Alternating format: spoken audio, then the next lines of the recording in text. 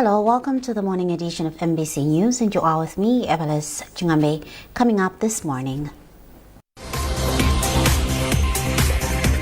President Mutharika declares a state of disaster in 11 districts heavily impacted by food insecurity.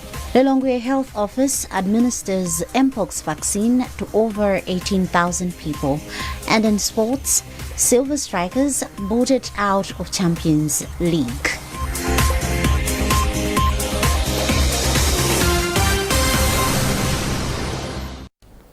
Thank you for joining us. Now the news in detail. President Professor Arthur Peter Mutharika has declared a state of disaster in districts heavily impacted by food insecurity. A statement signed by the Chief Secretary to the government, Justin Saidi, states that the districts include Chikwawa, Blantyre, Palombe, Mulanje, Mwanza, Neno, Kota, Nsanje, Salima, Lilongwe and Cholo. Meanwhile, Capitol Hill says it is facilitating provision of relief aid to the affected areas and has since appealed for both local and international support towards the cause.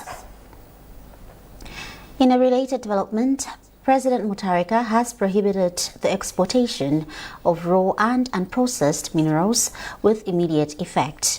According to the Executive Order Number 2 of 2025, the prohibition shall apply to all minerals in Malawi, including but not limited to uranium, rare earth elements, niobium, graphite, tantalum, bauxite, coal, limestone, gemstones, gold, diamonds and copper. However, the ban will not apply to minerals that have been processed, refined or value added in Malawi in accordance with the laws and regulations governing the mining sector. The second Vice President of the Republic of Malawi, Enoch Johana, has expressed gratitude to the people in the northern region for voting for President Professor Arthur Peter Mutharika on 16th September this year. Right Honorable Johana was speaking at Katoto roundabout upon his arrival in Mzuzu. He said the decision they made on the 16th September is crucial in restoring this country. Johana further assured people that government is working to alleviate hunger, helping families become food secure, and that government will also ensure availability of fuel across the country. He has, however, asked Malawians to exercise patience as government is working on numerous challenges that the country is facing, saying they cannot be rectified at once. Johana is in the northern region for the first time after being sworn in as the second Vice President of the Republic of Malawi. The appointment and inauguration of Right Honorable Enoch Johana as the second Vice President of the Republic of Malawi has been described as a fulfillment of a promise made by President Mutharika. Voice of the North Chairperson Davy Bota made the remarks during a press briefing held in Mzuzu, saying the appointment means that the president has transferred some of his powers to the people of the northern region. Bota therefore said Johana's appointment should assist in lobbying for infrastructure development in the region. So the choice of Right Honorable Enoch Johana, yes, is a national choice, but we as Northerners, we feel it is giving the northern region a chance to foster the development projects that we have always been talking about. It's not easy to lobby the government if you don't have someone to do such things on your behalf. So previously, we didn't have one to lobby the presidency directly. But now we have Right Honorable Enoch Johana to do that lobbying responsibility on our behalf. That's why we thought it is very important for us to come out and thank the State President, Professor Arthur Peter Mutharika, for considering the Northern region in terms of power sharing at presidency level. Lilongwe District Health Office says it has managed to administer the Mpox vaccine to over 60% of the 27,000 doses that were provided to the district. Its public relations officer, Richard Mvola, said this during a stakeholders engagement aimed at increasing its capacity of reaching out to everyone and mobilizing the support for mass vaccination. The vaccine is being administered to health workers, Mpox patients, guardians and sex workers, among others. Catherine Banda has filed us this report. Lilongwe is the most hit district with Mpox, as out of the 138 Mpox registered cases across the country as of 24th October 2025, it has 111 cases, of which 9 of them recovered, while 16 are still active. Lilongwe District Health Office Public Relations Officer Richard Mvula said this is the more reason several interventions and practical solutions have to be in place to avoid further spread of the disease, and that includes the vaccine. Mvula said the district received almost 27,000 Mpox vaccine doses, and so far they have managed to administer it to over 18,000 people, which is over 60%. He also commended the intake, saying people seem to understand the importance of the vaccine. On the other hand, Mvula emphasized the need for effective awareness and collaboration towards the school-going age of between 9 and 15, as they also seem to be registering Mpox cases. This is a targeted campaign. When you are talking about targeted, we are looking at who are at higher risk. So Mpox, usually we are looking at the healthcare workers, because anyone who is sick will come to a facility. The second, we are targeting the contacts. These are the people who are caring for people who have been diagnosed with the disease, like the relatives, the spouses, and whosoever was in contact with this person. But also the higher risk group, like the MSM as well as the female sex workers. Pakashele Drop-In Center Manager Samuel Sipuni said they are assisting the prevention of Mpox through dissemination of information to sex workers and helping in provision of Mpox vaccines. Doing preventive measures and also assisting in providing vaccination. But maybe despite whatever that's what we have, we also provide other issues like provision of male condoms and boys. So as you know, Mpox also there's that spread of during sexual intercourse. So we also have condoms in supply, which will provide in that. Since April 2024, Malawi has recorded about 138 Mpox cases, and for Lilongwe, 60% of the cases registered are transferred through having multiple sexual partners. Catherine Banda, MBC News, Lilongwe. Professor Adamson Mola of the Kamuzu University of Health Sciences has called for a more inclusive and holistic approach to risk communication and community engagement in Malawi and across Africa, emphasizing that it should extend beyond sexual and reproductive health or pandemic response. He was speaking during a side event at the 4th International Conference on Public Health in Africa underway in Durban, South Africa. Doreen Sonani with the details. Addressing the side event on strengthening risk communication and community engagement, RCCE, and social behavioral change architecture in an evolving ecosystem, Professor Mola said RCCE should cover a broad spectrum of health issues from communicable and non-communicable diseases to injuries and mental health, among others. He said RCCE is not merely about information sharing, but about empowering communities to recognize and act upon potential risks. He highlighted the need for better coordination among stakeholders to ensure communities not only receive knowledge, but develop competences to identify and mitigate risks themselves. People would be interested in medicines, medical services. Somebody is unwell, they access clinical services. That there is no discussion about providing those sorts of services. They are needed, and both the public and the duty bearers understand that.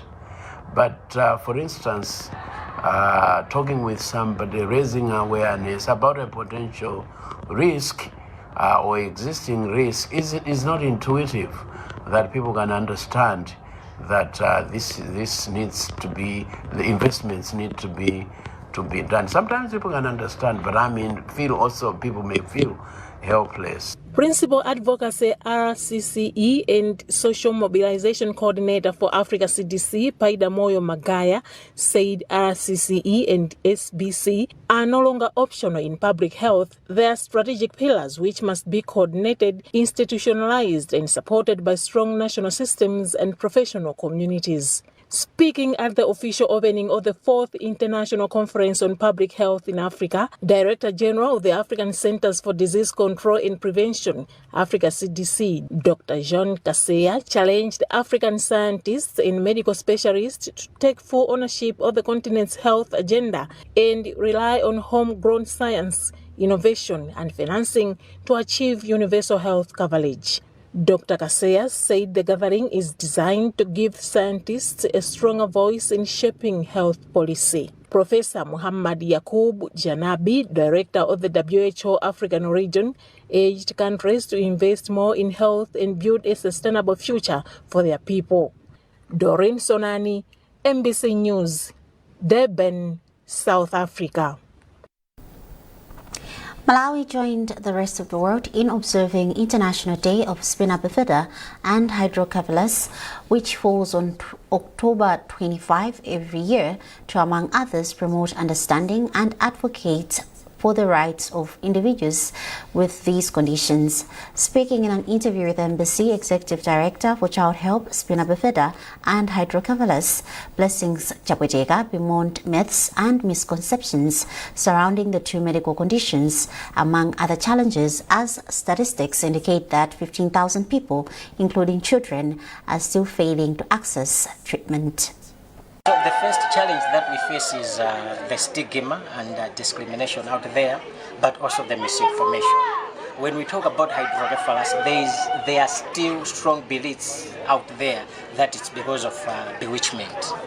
Yeah, so that's the first challenge that we have, long beliefs. The second one is the resources. These people need a lot of things to be assisted. I talked about the catheters, special catheters. There are chairs that we use. There are surgical shunts that we have to give them. All of these require resources. So these resources are also a challenge that we face as an organization. The other challenge that we face is now access to school. You know, I talked about them not able to know that they want to pass stool or urine, and we help them with the techniques that I spoke about.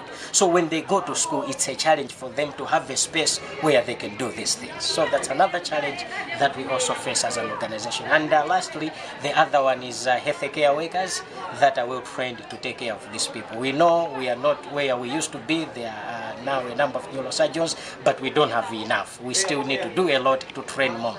Nurses also need to be trained on how they can assist these people when they go to the hospital. Representative of Malawi Council for Disability Affairs, Makoda Mercy Mpunga, said her organization will intensify awareness campaigns to address the status quo. Of course, we have heard about this. Yeah, as Makoda, we are now going to do more, a little more on the awareness, so that the nation knows about this condition and know where to refer them. This is MBC News, and you are with me, Abale Chingambe. A reminder of our top stories. President Mutharika declares a state of disaster in 11 districts heavily impacted by food insecurity. Lilongwe Health Office administers Mpox vaccine to over 18,000 people. And in sports, Silver Strikers voted out of Champions League.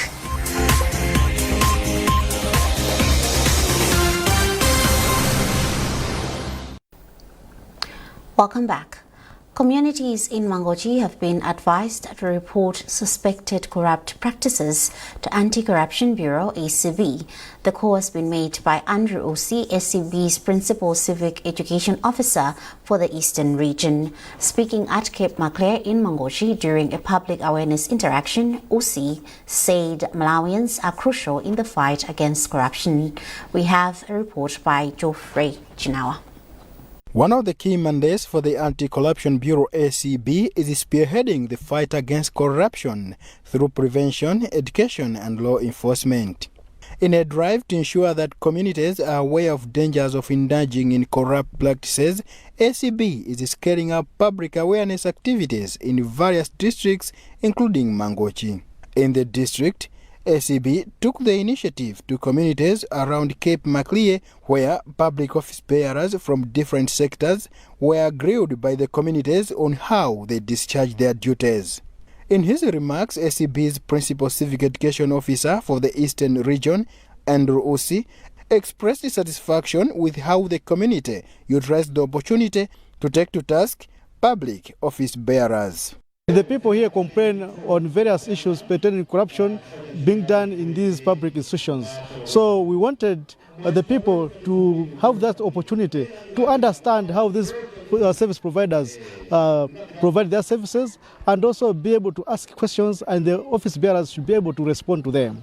This is very good, and it is a thing that we should be doing here frequently. One of the residents, Albert Chisare, described the interaction as an eye-opener and asked for more of such sessions. As a person from Cape Macleay, this meeting was very important because it has enlightened people like me. So it helps us a lot because we have learned so much about corruption. The Grafty Busting Body was established by the government in 1995. Jeffrey Chinawa, MBC News, Mangochi. The Department of Immigration and Citizenship Services has embarked on a comprehensive verification exercise targeting holders of service passports amid growing concerns of abuse and irregular issuance of the documents. Public Relations Officer for the department, Pascal Zulu, said the exercise follows reports that a number of people, including some who are no longer in public service or never qualified for the travel document, have been using service passports for personal and private travel, contrary to government regulations. The department has since instructed all service passport holders to present their documents for verification at immigration offices across the country within the stipulated period. Those who fail to comply risk having their passports cancelled. As a department, yes, we noticed that there was some sort of abuse in terms of the service, which is also an official passport, and being the ones responsible in ensuring that we issue passports for Malawians, more especially those in the civil service from grade A to H. We thought it was that we should do the verification again. That is within our mandate, ensuring that only those that belong to this category are the ones who are supposed to be given this service passport. What will happen to those that will not get their service passports checked? Remember, a passport is a document. As such, when you look or when you read at the back of it, there is that warning to say we can revoke or cancel it. So as a department, we are responsible in ensuring that our passports are protected. So whosoever may not come and do this exercise, that passport is going to be cancelled. I will not mention exactly how that will be done, being a security institution, but let me make it clear that we ensure that each and every individual holding this service passport and who does not belong to grade A to H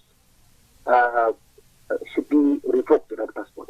We also on the same also with controlling officers within the MGS, that's ministries, departments and agencies, in ensuring that they should assist us in making sure that each and every employee that was given this passport under alignment that they should submit all their particulars to the controlling officers, so that we should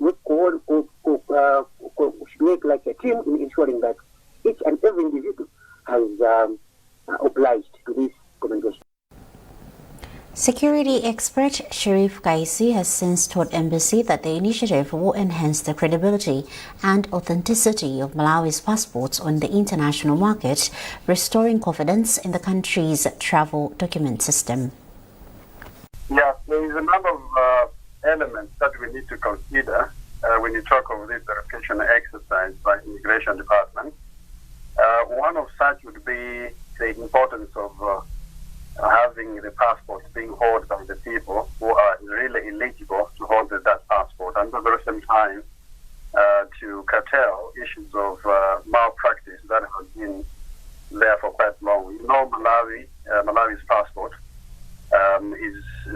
passports, many foreign nationals would come to their countries and they have access to our passports. We have had such cases in many embassies across the globe that Malawi passport is being found with people who are not eligible to have that, perhaps are not really citizens of this country. So this verification exercise would help to curtail and to certain that Malawi passport is really one of the authentic passports that is being given to eligible people in the country. At the very same time, immigration issues and to do with passports are matters of security, national security, and they need to be linked up with a national ID and the citizenship of a person. So all that requires a proper check and a proper verification that would make the security of this country to be on a good state. Archdiocese of the Catholic Church has expressed commitment to collaborate with government in promoting quality education by constructing more education facilities in the country. Board chairperson for the Church's Social Services Department, Angel Banda, made the remarks during Silver Jubilee celebrations for the Catholic Teachers Association in Chelo. Details in this report by Simeon Boyce. Teachers who are part of the Catholic Teachers Association, CTA, and Blantyre Archdiocese have gathered here at Vumwe in Choro to commemorate Silver Jubilee as guided by late Pope Francis. The ceremony started with prayers and a Holy Mass led by former Vicar General Father Boniface Tamvani. Board chairperson for Social Services Department for Archdiocese of the Catholic Church of Blantyre, Angel Banda, says the celebration has been organized to appreciate the contribution of Catholic teachers in uplifting education in the country.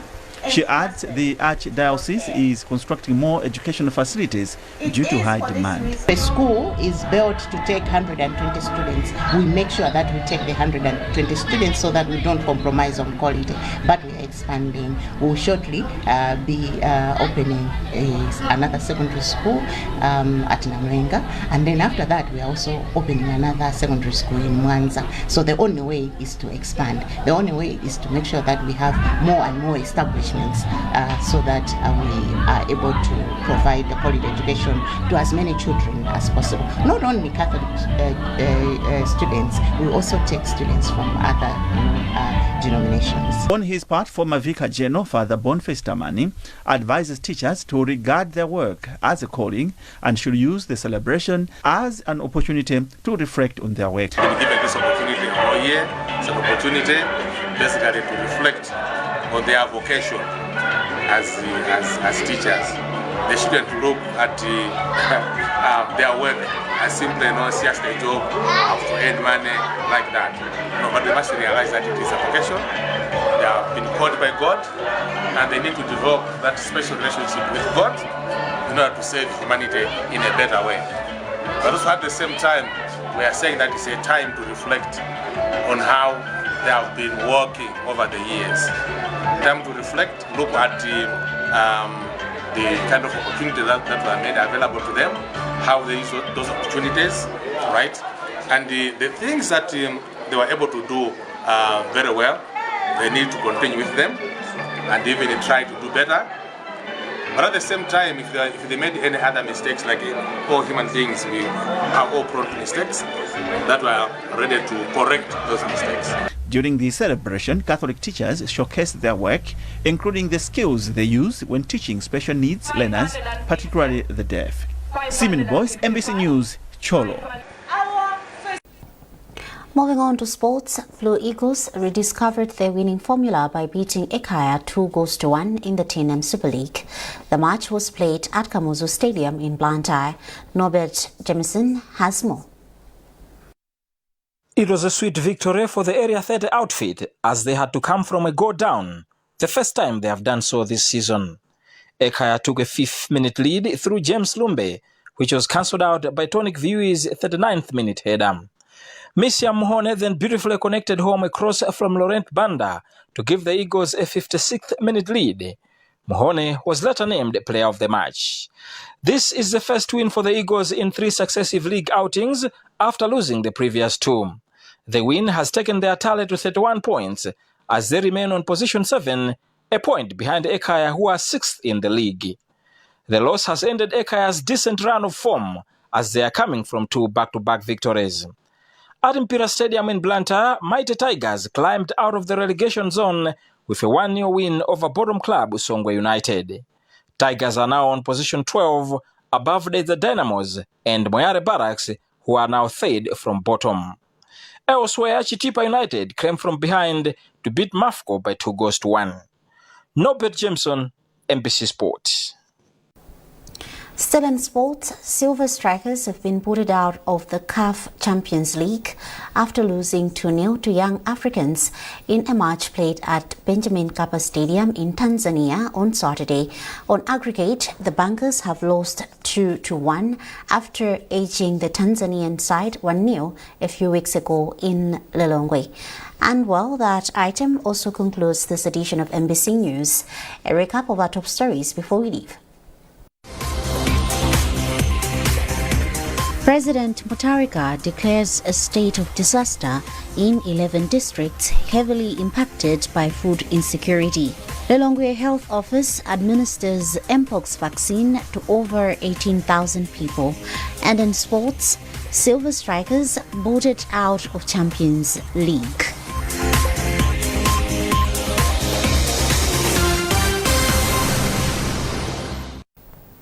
For more updates, scan the QR code at the top right corner of your TV screen.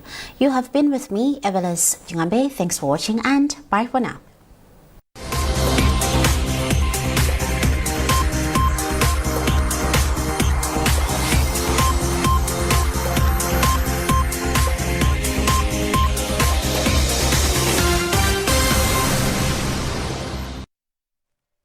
Good morning. It's time for weather update. Mostly sunny, hazy and hot to very hot conditions are expected over most areas.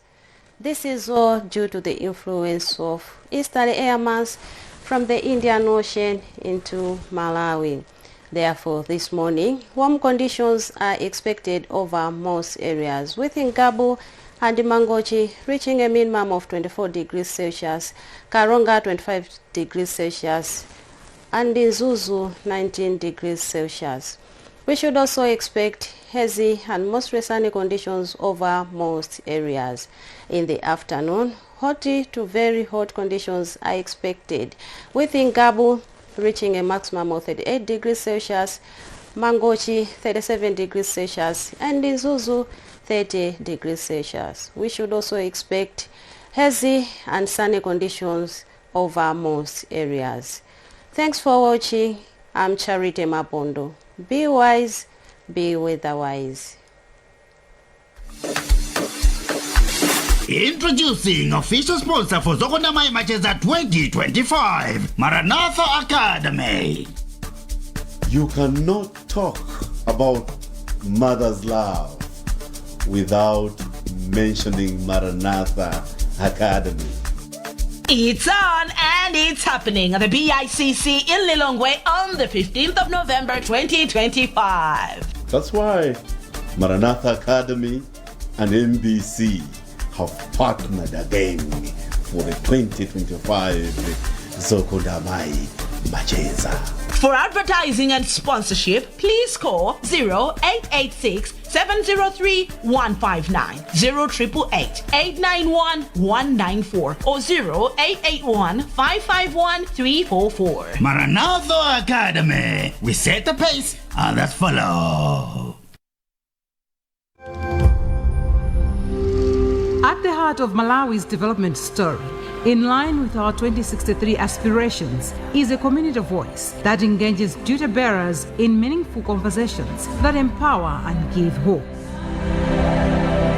For over 20 years, MBC's Development Broadcasting Unit, an arm of MBC, has worked with development partners in driving the change we all want to see. With a network of over 100 radio listening clubs across Malawi, our team of experts use social and behavioral change communication to facilitate community-led transformation. From education, early childhood development, health, agriculture, climate change and human rights, we provide a platform that connects communities to solutions and partners to sustainable impact. DBU collaborates with government ministries and departments, local and international partners in mobilizing communities, conducting advocacy and awareness campaigns. We also produce high-quality radio, TV and online content to engage, inform and inspire action. Join us by calling the following during working hours: +265 886 074 521 or +265 997 422 668. Email dbu@mbc.mw or visit any of our regional offices in Area 4 Lilongwe, Mangochi and Kaningina Studios in Mzuzu. Development begins with dialogue. Get in touch. MBC, inspiring the nation. Cash Yapeka! Ready to turn your luck into instant cash? It's time to play Cash Yapeka on MBC TV1 and MBC Facebook page, Malawi's hottest daily cash raffle. To enter, just dial *4342*9# on your mobile phone. Enter your preferred number of tickets. You can buy up to 10 tickets for just 400 kwacha each. Enter your Airtel money on Pamba PIN. After the purchase, you'll receive a ticket ID via SMS for each session. The more you play, the bigger your chances to win real instant cash every single day. Tune in to our daily live raffle draws on MBC TV1 and Facebook page and see if you are today's lucky winner. Cash Yapeka on MBC TV1 and MBC Facebook page.